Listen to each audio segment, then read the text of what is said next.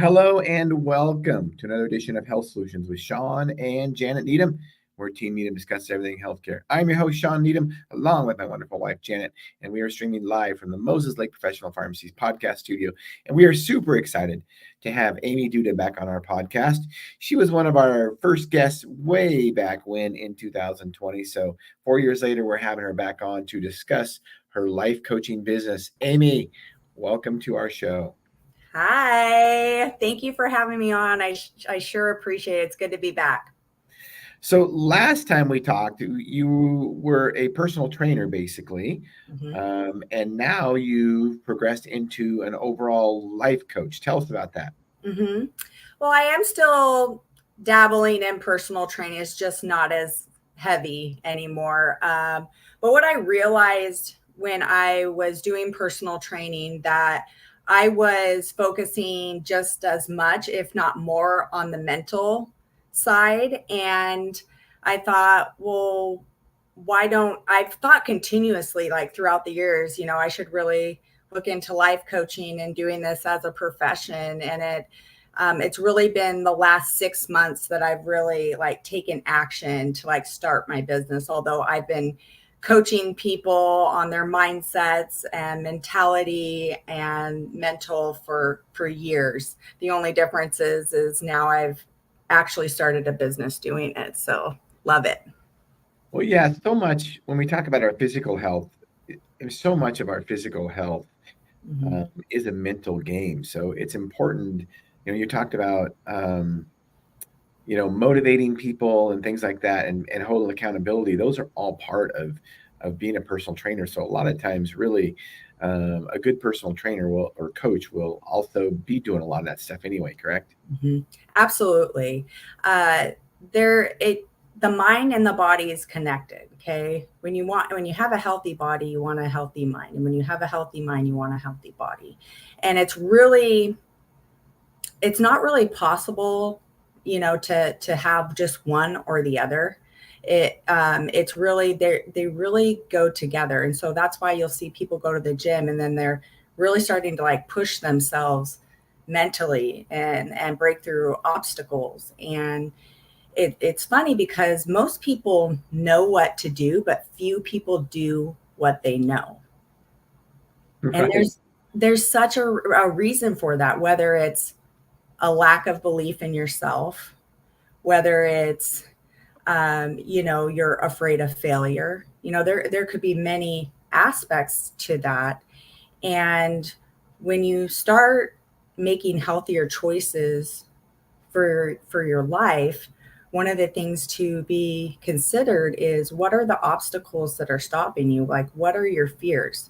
Because we all have something deep down, it's always a continuous work that we all, need to work on, or an obstacle we need to overcome, or a barrier we need to break. And that's why I say, most people know what to do, but few people do what they know. There's a lot of people that struggle with procrastination or just the lack of belief in themselves. A lot of it's accountability. Some people just need just a cheerleader in their corner to say, yeah, I think you can do this. I think you're capable of this. Or they just need somebody to go nah, you're just kind of feeding your head with a bunch of nonsense. This is really what it is. Let's focus on the now and the present and move forward. Janet, what questions do you have for Amy?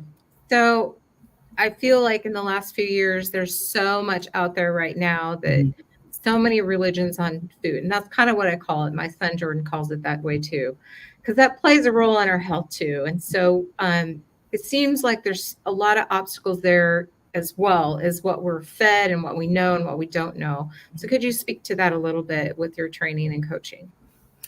When it comes to nutrition and making healthy decisions, right?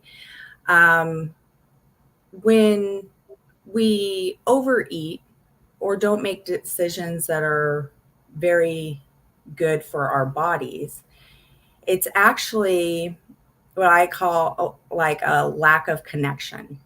Okay, so if you're overeating, you're craving some sort of connection in another area. Okay. It could be connections with friends. Maybe, you're missing your kids, or there's something lacking, or something that is blocking you mentally from being able to make those decisions. And that's why, we a lot of people in my field call it what's called deep work. Are you doing the actual deep work? Because willpower, discipline only goes for so long. Okay, you can say, I'm determined to do this, I have willpower to do this, but if you're not getting down to the deep issues of why you're making the decisions that you're making that aren't good for your health, or feed your body in a right way, then you're going to go back to it. Have you ever witnessed somebody, like, let's say they stop smoking cigarettes for a really long time, okay, and then all of a sudden they just pick it back up? And you're just like, what are you doing? You were doing so well, like, what happened? And it's because it wasn't, the issues deep down weren't dealt with.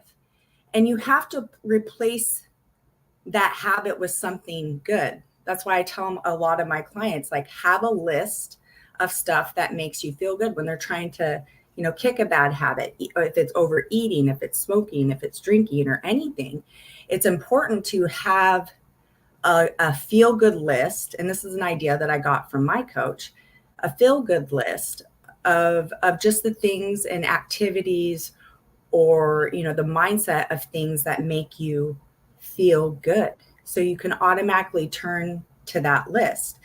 I'm someone that tends to struggle with sweets at night. So what am I going to replace that with? Maybe when I am feeling that way, maybe it's just because I need some attention from my spouse. Maybe it's just because I need to go for a walk and get away from the chaos. I have 3 kids. There's always chaos going on in the house, right?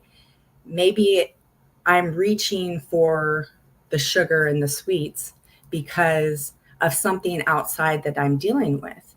And I notice when we try to control everything that we can't control, we can only control right here, right? But we try to control all of these things on the outside. That's when those temptations of the decisions of not making very good decisions for ourselves, whether, it's food, smoking, or any of that on that aspect. But all we know is we can control what's going on right here. And we always have the power to go to that feel good list. One of the things that I love the Grease soundtrack, the movie Grease. I know anytime that I turn on that soundtrack, it's going to make me feel better, or it's going to be like a distraction. So, I encourage anybody that is struggling with a habit, maybe it is overeating, maybe it's undereating, maybe it's, whatever, to make a list that you can turn to so you can replace it with something good, something fulfilling. Sorry, I kind of went off on, like a thing. I can go on forever and ever. Yeah, that was good. So you've had a health journey of your own. Mm-hmm. I know when we had you on 4 years ago, we showed some before and after pictures. You'd lost, is it 90 pounds? Is that right? Am I exaggerating? 234 pounds. So you went from 234 to like 135 or something, correct? Yeah, 140. Yeah. Oh, okay. Mm-hmm. Yeah. So tell us what motivated you to do that. It was honestly wanting to be healthier for my kids. I didn't like the way that I looked, let's be honest. But I didn't like the way I looked. I didn't like the way I felt. My oldest daughter thought I was still pregnant, and it had been like almost like a year or so since I had a baby. So that was pretty insulting. Kids are so brutally honest, but right. If you really listen to kids, you can have some of the best conversations and get the best advice from them. Yeah. So it was her thinking I was pregnant, and, just being a former athlete, I had always set higher standards for myself.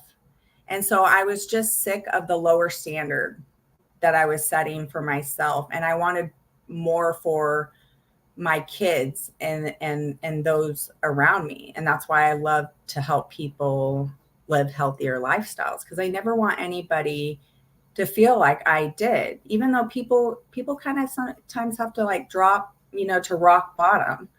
But I love helping people get to the point where they're feeling confident in making good decisions again.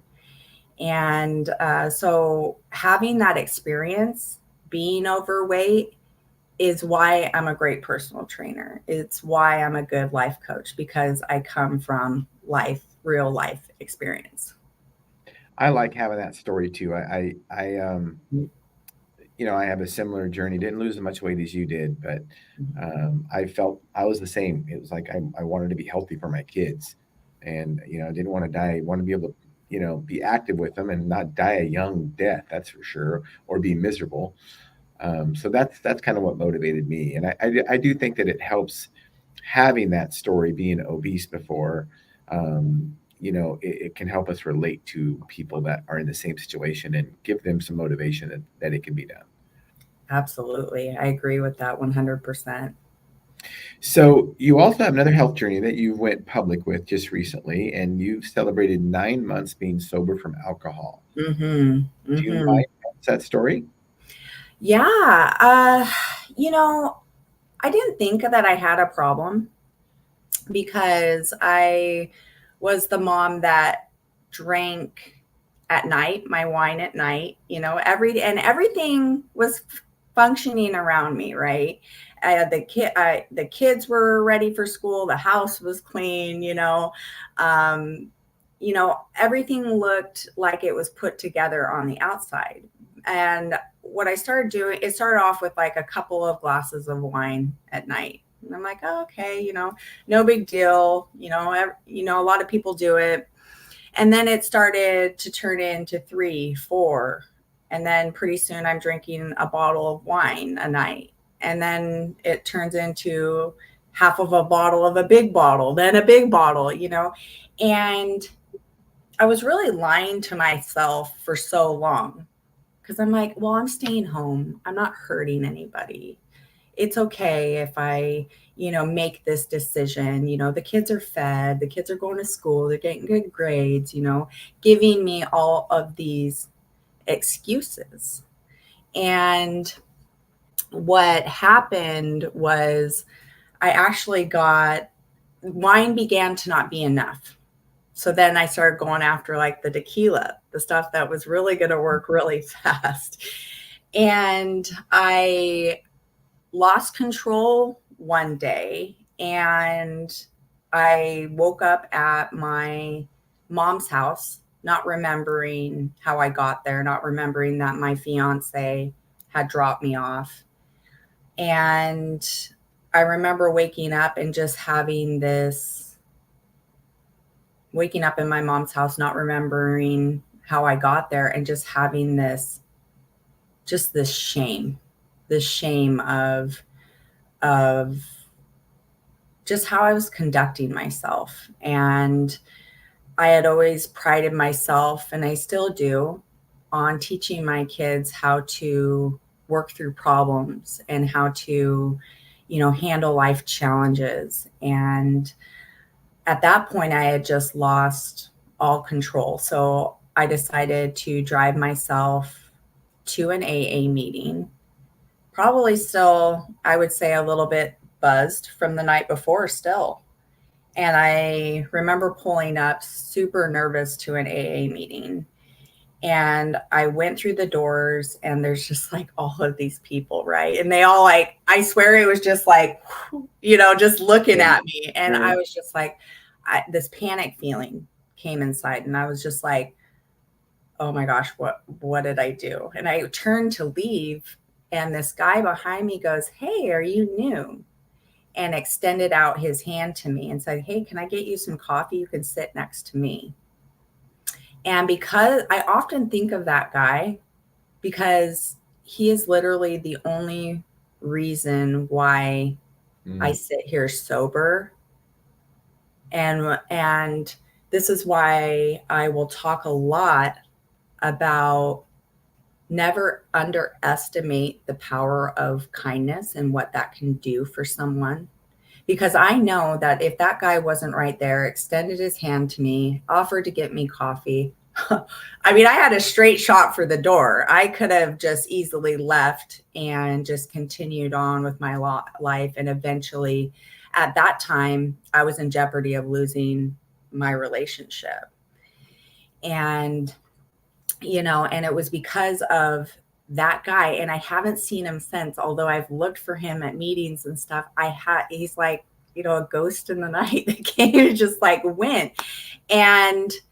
But I often think about him and give gratitude that he happened to be there that day and show me so much kindness. Because when somebody, we all have our lives going on, right? We all are busy. We got things to do. We got kids to take care of, all of that. And when somebody turns to us, we can look at it as something as, I just don't have time for this. Or you can look at it as that I might be this person's last hope. I might be the last person that this person is turning to before, they hurt themselves or before they totally go off the edge with drinking or drugs, or even we can relate that to fitness and nutrition, so never underestimate the power of being kind and being able to help someone. And it doesn't mean you have to sit there for hours at a time. Somebody just wants to know a lot of the time that you care, and they just want to hear like, you can do it. We got somebody, we've got a viewer that says, Paul Nelson, AA saved my life 22 years ago. Yeah. Thank you for sharing that, Paul. And thank you for watching. He also said, this is a good comment. He also said, we only keep what we have by giving it away. And, basically we can give away kindness, and don't underestimate the power of a one-on-one interaction. One person can really make a difference in somebody's life. Mm-hmm. Yeah, totally. I try to keep that perspective, and it just feels good to help somebody else. Have you ever felt like you're really inside yourself, that you got so many problems and, they almost feel like, I don't know if I can get through this. And you're kind of just inside yourself, you're kind of in your head.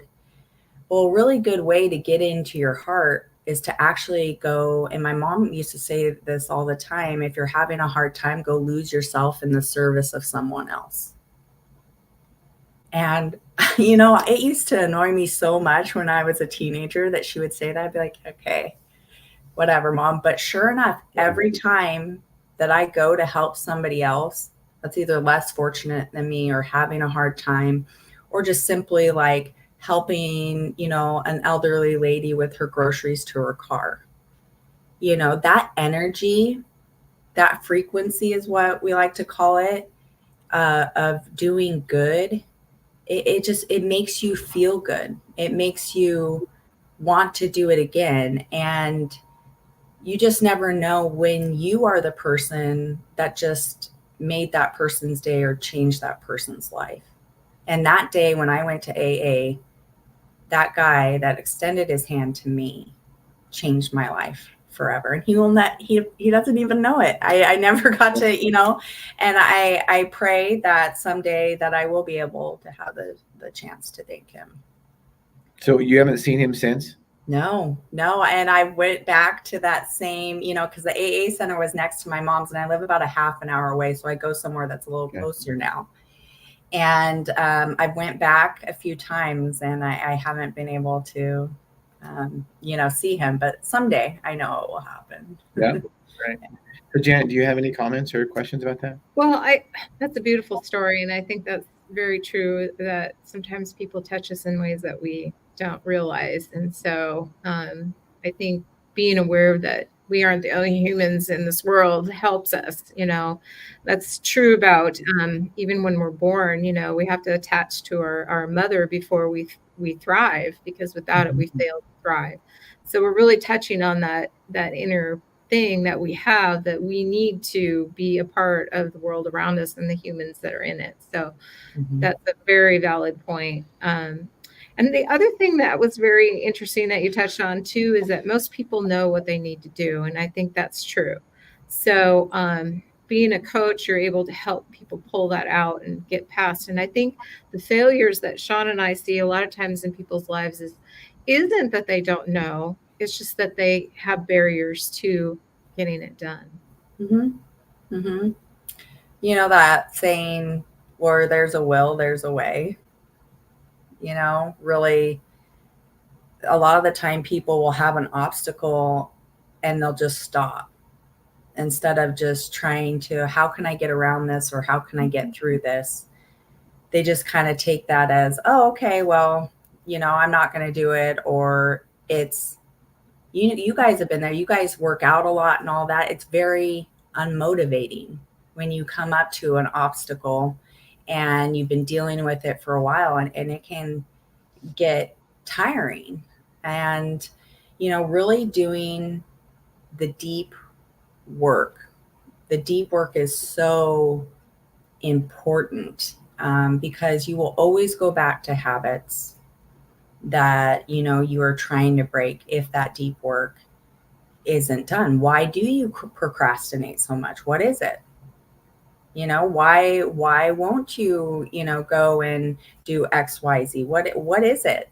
What is it that's holding you back? And a lot of the time is, what I used to do, call myself out here. I used to use housework as like an scapegoat to go and like do what I needed to do to like work on, business stuff and all of that. And I'm always very honest with, the people that I converse with and the people that follow me is, I'm human just like everybody else. I have faults. I have things that I'm working through on a daily. And, I used to give like, well, the housework has to be done, the house needs to be all put together and all this. Well, that was actually me just avoiding hard work, to be really honest. There's lots of ways we can justify our procrastination. I do it all the time. It's easy to do. It really is. And you think, well, I'm going to do something that I'm productive at, and it's going to be productive. And I can justify not doing X, Y, Z that I should be doing. Yeah, absolutely. I tell my clients a great way to stay focused is you have to get up every morning. And what do you do to what I call fill up your gas tank? Okay, what do you do to take care of yourself? If you believe in God, is a part of your morning praying and reading the Bible. If you believe in, fitness, are you going to the gym? Are you doing all of that? What are you doing every morning that you can get up and fill that gas tank? Okay. And I have an hour and a half every morning to myself where I have a routine that I stick to, a gratitude list. I say my prayers, and then I head off to the gym and take care of myself. And I don't put anything in that schedule unless it's family related.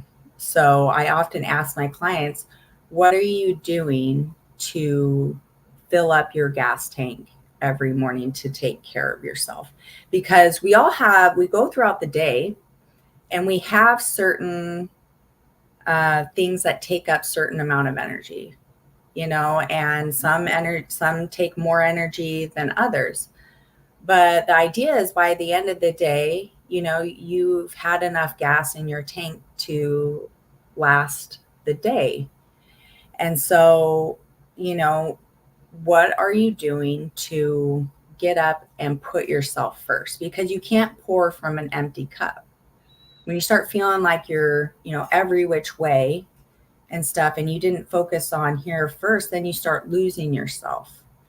And you can't give the very best of yourself until you can't give the very best to others until you give the very best to yourself first. That is so true, and something that people forget about often. Mm-hmm. They neglect themselves before they take care of others and neglect themselves. And I think a lot of times they say, well, it's selfish to put ourselves first. But just like you just said, if you don't put yourself first in most things, I get it. There's times to be selfless. I get that. Absolutely. But if you don't put yourself first, you can't help anybody if you don't help yourself first.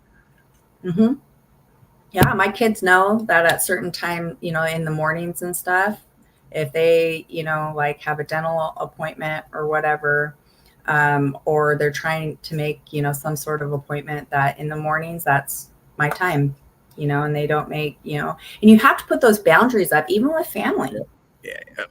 I should say, especially with family, right? Mm-hmm. I would say that too, because absolutely, it's more so with family, because family's really comfortable with taking up time, but if you do a good job and communicate to your family and loved ones that this is what I need to do to be the very best I can be for you guys, myself first, and then you guys, then it goes over a lot easier. If you're just waking up, you want some time by yourself, you just go in, shut the door, drinking your coffee, and your family really doesn't know what's going on, what's the new routine and all of that. And then we're expecting them to just understand, right?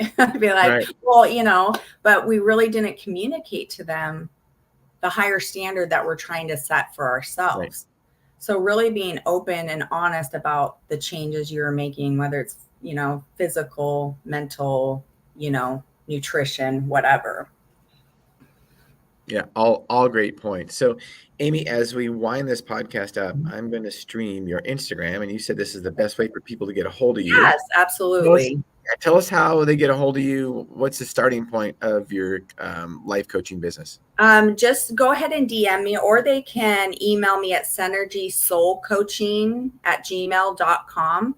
And what we do is we just set up a consultation, and we just go over, how I might be able to help you, how I can help, get you into action, get you into making better life choices for yourself, get you in a confidence place. A lot of people aren't confident in making that they can make good decisions for themselves. So we just kind of, we go over that and just talk about the different, things that I can do, to introduce them to who they're truly capable of. And that's my passion right there. I love it. I'm glad you shared your passion, and I love what you're doing. I love your stories, Amy. You are very inspirational. Thank you for sharing your wisdom and your stories with others so you can help them. Awesome. Thank you so much. I truly appreciate you guys having me on the podcast again. I hope that I can come on again in the future. And congratulations on such a successful podcast. Thank you so much. And it's guests like yourself that help this success. So thank you so much. And thank you, listeners and viewers, for tuning in to Health Solutions with Shawn and Janet Needham. Tune in Wednesday, our midweek podcast, 8:30 a.m. We just changed it. We had a last-minute cancellation, so a new guest, 8:30 a.m. Pacific Standard Time. You don't want to miss out. We're going to have Christian back on. He was on last week. Don't want to miss out. Health Solutions with Shawn and Janet Needham. Thank you.